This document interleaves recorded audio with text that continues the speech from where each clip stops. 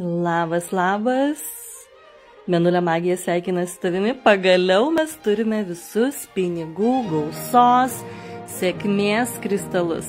Tai, kas susijęs su pinigais, su savirealizacija, su naujais kontaktais, su verslu, galimybėmis. Tai pats pirmiausias ir stipriausias pinigų kristalas yra citrinas. Pagaliau mes turime šito mylimo citrinuko Lietuvoje. Tai labai kviečiu, kas ilgai laukėte, rašyti man kuo skubiau.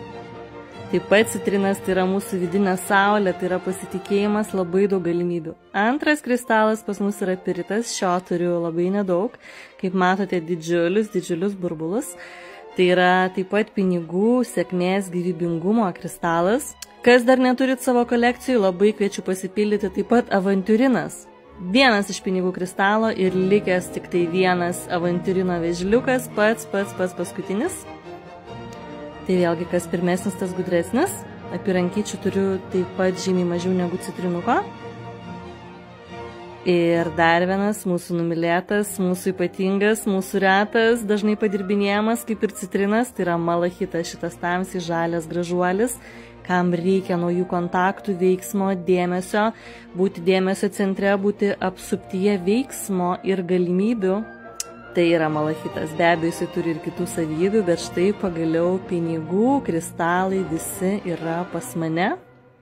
Kviečiu ir jūs išbandyti tai patys mėgstamiausi ir patys populiariausi pasaulyje kristalai.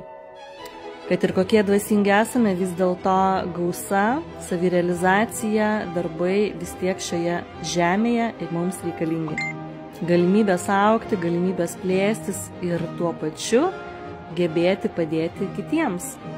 Kviečiu drąsiai siekti savo svajonius, kurti savo verslus, siekti savo tikslų ir įgyvendinti visas idėjas, nepabandęs nesužinosi. Mėnulio magija tavo naujai pradžiai. Kiekvienas kristaliukas bus įkrautas dar papildomai asmeniškai tau su meditacija. Gausos, galimybių ir svajonių išsipildymo.